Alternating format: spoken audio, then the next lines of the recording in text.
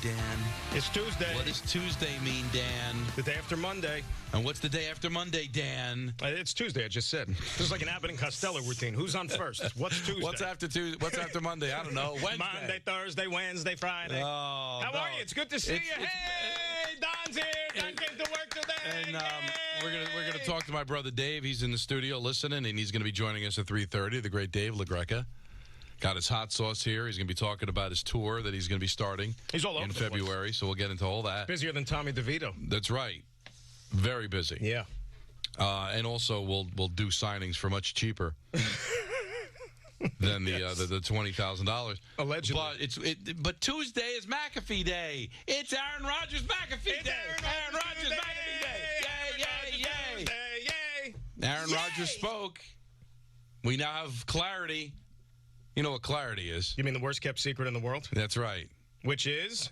Fill the people in case they didn't hear it. This is Aaron Rodgers on McAfee saying, not realistic to think I'd be 100% at this point. I think the whole time it's been hoping that we're still in it, because it was unrealistic to think that I would be 100% to be medically cleared at any point during the regular season. I do feel like, in the next 3 to 4 weeks, it would be very possible to get to 100%, but obviously not there. And so the conversation was away from 100% medical clearance to a willingness to play, and that's never been a problem for me. If I was 100% today, I'd be definitely pushing to play. But the fact is, I'm not. I've been working hard to get closer to that, but I'm still 14 weeks tomorrow from my surgery, and being medically cleared as 100% healed is just not realistic at 14 weeks. Now you might be wondering, well, that's of course what he's going to say. They were mathematically eliminated from postseason contention when they lost to Miami. It was a pipe dream to begin with, Dan, but they are officially eliminated. So as far as the standings are concerned,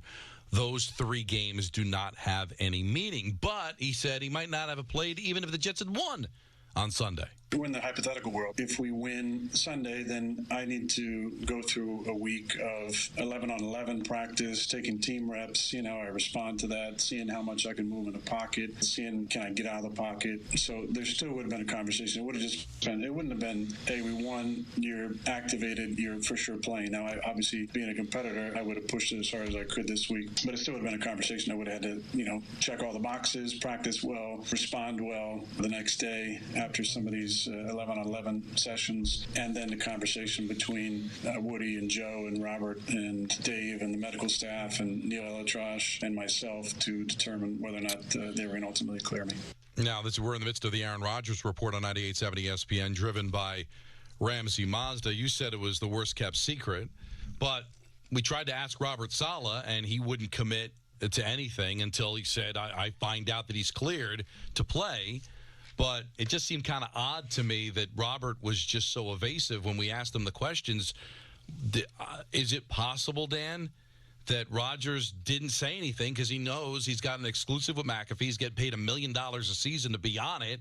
So no one was going to know until he stepped into that studio today on ESPN and told via Zoom with McAfee that he's not ready to go. Yeah, he probably didn't want to speak on behalf of his player. The guy who's a Hall of Famer, 4-time MVP and everything. But look, everybody knows that the equation changed considerably once Sunday's game went final and they were mathematically eliminated. Now, you could have thought that they had a good shot, not so good of a shot, whatever, but now there's no way they're making the playoffs. And as you and I talked about yesterday, it would make 0 sense for him to risk anything, and him coming back to play 3 what essentially amounts to meaningless football games this year. So what happens tomorrow? I mean, they're not going to, I guess they just won't activate him. Robert's going to do his press conference.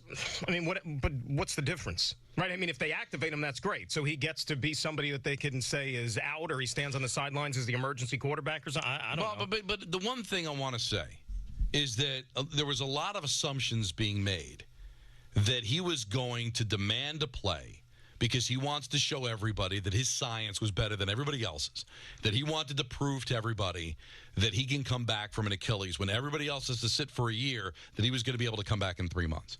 And I said, not to hang on the rim, but I said, I think he's smart, just like he's not dumb enough to think to go out there and play in a meaningless football game if he's not 100%. So I'm not surprised by it, but there were a lot of people who just thought he was going to force his way onto the field to prove everybody wrong. This clearly is not the case. He's not going to do that.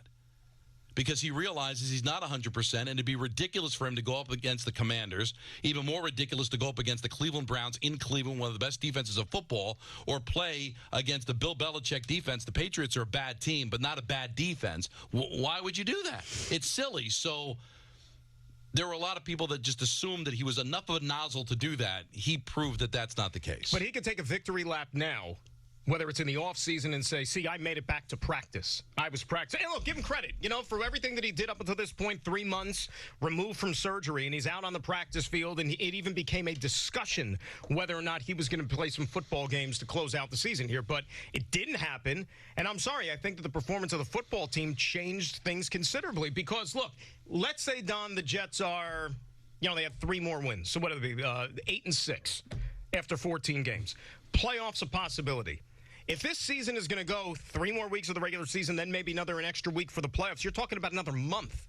Once the playoffs rolled around, right, how do we know how he's going to feel a month from now? And then we might be having a discussion about, hey, he could come back and play football. But I thought Rick DiPietro said it best this morning, from a professional athlete standpoint, is that the only time you play a game when you're not 100% is if it is a situation where the game has meaning, that you need that game. Because the math is 70% of Rodgers is better than anybody else the Jets can offer up at quarterback. So, yeah, that's when you play because you want to help your team win. But if your team's mathematically eliminated and you're not 100%, and oh, by the way, you just turned 40? Right.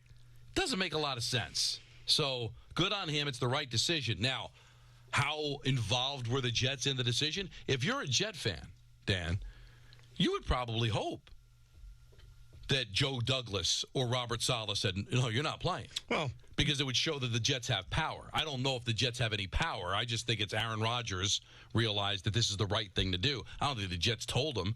I think one of the reasons that Robert Saleh was a little standoffish when we asked him the question is because I think everybody in that room knew that if Rodgers announced today that I'm playing, he'd be playing. Well, don't you think tomorrow then is going to tell us a little bit more, like if he's indeed clear? Because if he's cleared, then that would be more on him wanting to be cleared and be active or at least eligible. So what's the what is he just said he's not 100%. And he's not going to play at less than 100% of the games. Well, that's why I asked the coach yesterday. So there's 2 games left after the Washington game. Right. So if you wanted to activate him tomorrow, and for people that don't know, that's the point of no return. If he's not active tomorrow, then he's done. If he's activated, he could be eligible to play. Obviously, he won't play against Washington, but he'd be eligible to play. And then it would be, well, let's leave him. Maybe he'll play against Cleveland or New England. But what's the logic over the next 2 weeks he's going to all of a sudden become 100%? None. The games are still going to be meaningless. None. You got a short turnaround on that Thursday to play a Cleveland Browns team that's going to pin their ears back and go for it because they've got a chance to make the playoffs. And then a New England team that could be Bill Belichick's last game as the Patriots head coach, and it's a really good defense. It doesn't make it. I would think he's probably going to be inactive because you don't want to play short a player either. You would think so. And like the Dwayne Brown example, and I even brought that up to the coach yesterday. The difference with Dwayne Brown is he's an offensive lineman to where you have a lot of offensive linemen. Now, the Jets have gone through a lot of them this year, but having him on the roster to where he could go in and block for, let's say, a field goal or go in there as, an eligible receiver like he's done on occasion here as an extra blocker, that's different than playing quarterback, right, to where you're the guy and going out there and having to play each and every down. So the responsibilities are a little bit different because Dwayne Brown's not 100%. Because if he was 100%, right, he'd be out there starting, given what we saw on Sunday and in the last couple of weeks on that offensive line. Now, there is one cut, though, that is kind of pretty interesting to Jet fans, or would be, and I think we're both in the same page, right? Yeah, and it's the next cut that I was saving here, and that is next year your last. Oh, there's another one, too, but go ahead. That's important. I was thinking of another one. I don't think so. I felt like when I came here that I got kind of a renewed passion and love for the game, and everything has been amazing here. Just the people I've gotten to work with, the relationships I've gotten to form with my teammates, and the amazing men and women that work here at One Jets Drive has been really special. I wanted, at least 2 years. I feel like this year is kind of a lost year now that I only played a couple snaps and wasn't able to go out there and prove what I'm capable of and see what we're capable of as a team. I don't think next year will be my last year. With some of the things that I've learned over the last year, taking care of my body and surrounding myself with some great people who've been helping me with my nutrition and my functional training at a more acute level, I feel like I can play more years and I can be effective into my 40s, which is crazy because I thought that I'd probably be sitting on a couch somewhere at 40, but now I want to be a starter at 40. I want to be a starter at 41. I want to see what I can get out of this body. So I thought that was important just because of the fact that it might not just be a one-and-done situation where you might get a couple of kicks at the can, which I thought was possible, Dan, because I thought he was going to give you 2 years. And by not giving you 2023, his body didn't have to take the pounding. He's going to be physically ready to play in 2024, which could now add a year and have 2025 be the year. So I think that's good news. I'm not surprised by it, but I think it makes the Jet fan feel good that it's not going to be one and done. You might get a couple of shots here. And what I mentioned yesterday can hold true, that 2023 was a dress rehearsal for 2024. All right, we're going to run it back, but we can't run it back completely the same because we need to do a lot of things here. We need more weapons. We need to reconstruct this offensive line. And now it comes down to the cut you were talking about. Right. How much control will Aaron have on this roster reconstruction?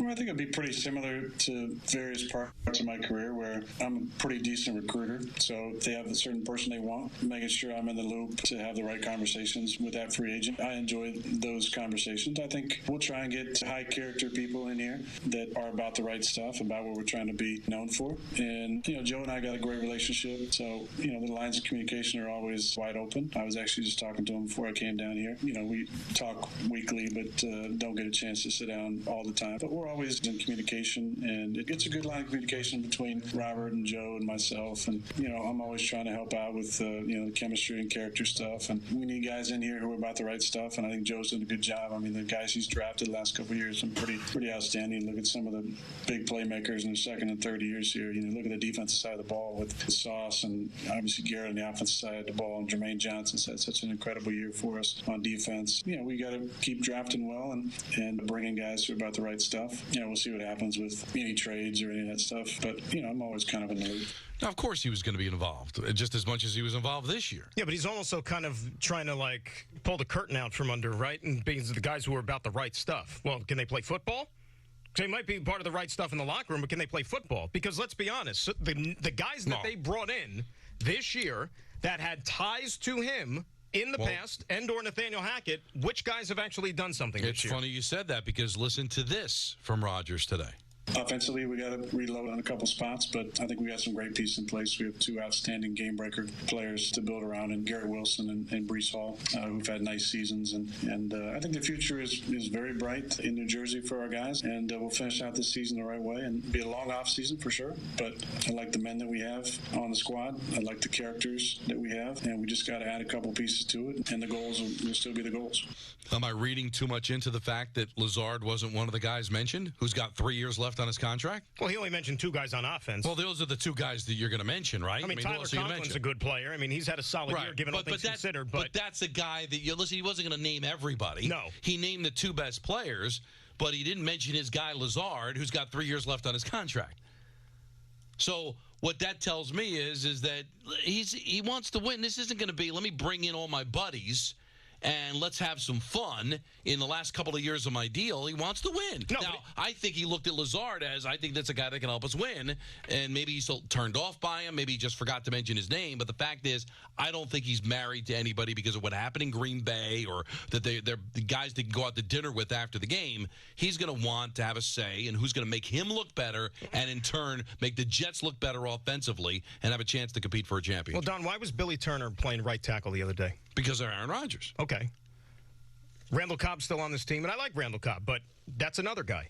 So my point is when he says I'm a decent recruiter, well, that's got nothing to do with, players around the NFL who might be free agents or who might be available that the Jets might be targeting. It's the guys that you have affiliations with. Like right now, I guarantee you when people are starting to project what's the Jets roster is going to look like in 2024 and the people that they're maybe going to go after, you know that one of those names is going to be Devontae Adams. Right? Because that's already been blowing around for the last few months. And I'm sure that given the deficiencies they have on the offensive line this year, don't you know his good buddy David Bakhtiari from the Packers, who missed basically the entire season, is somebody that people are going to put 2 and 2 together and say, that might be a guy that the Jets go after.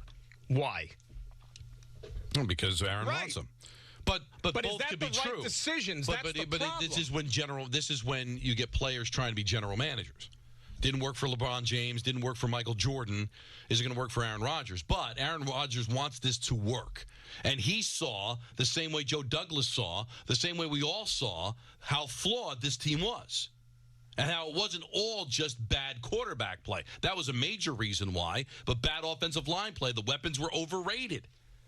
So now we've got a chance to take a look at how they can correct things. And, yeah, Aaron Rodgers is going to be involved. There's no question about that. Now, what I need to know, now he praised Robert Saleh. Are you coming back with the exact same coaching staff? When you run it back, you're not going to change the general manager. That's too much. That's too big a move. Right. And you're obviously not replacing Nathaniel Hackett because that's Aaron's guy. But is Aaron Rodgers liking Robert Saleh enough for Saleh to get the opportunity to be the head coach of this team next year? He's a defensive guy. 3 straight losing seasons, not all his fault. Team isn't ready to play sometimes. That is his fault. A lot of penalties, also his fault. But you can also make the case that they've won more games than they should have. Should they have won 7 games last year?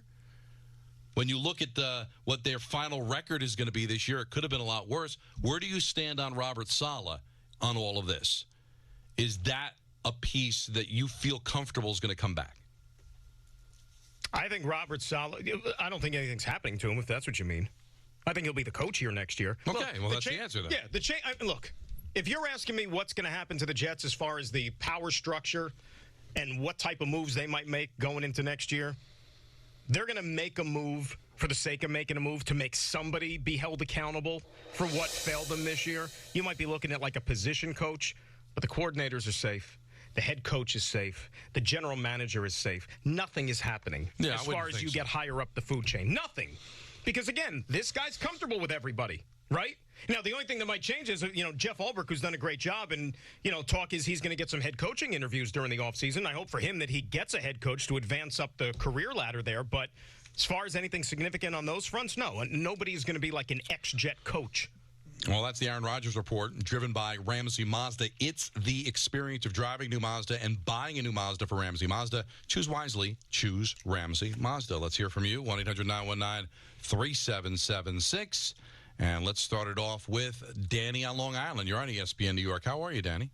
Good afternoon, boys. Get ready for another great show. Before we go into Aaron Rodgers, last night's game, highly questionable play calling by the Eagles. It's first and 10 at the 40. You got 22 seconds to go and 2 timeouts, and you throw a bomb. All you need is 15 yards for a game-tying field goal. Didn't like that at all. I think that kind of coach look like gets your a little coach. too emotional. You look like your coach against the Patriots. That's exactly right. And I think they gave that game away with bad coaching. They were moving the ball well on the ground. They threw an interception midway through the fourth quarter on another ill-fated bomb. And they allowed that team to get back in, and I'm happy for Locke. I'm always happy for a quarterback that struggles and gets bounced around, and he has his moment, had it on national television. I'll tell you what, even though he didn't play well in the fourth, I give Jalen Hurts a ton of credit because he looked like he was 1 foot away from being at death's door. Remember, he wasn't going to play because he was so sick with the flu. Yeah. And the game at the beginning, it was raining and cold. And can you imagine feeling like just utter crap and having to go out there and play in that garbage, even though you're getting paid millions of dollars? But that's the reason I never wanted to play that's why all these coaches, why can't you just talked right over that one, right? Well, we move on.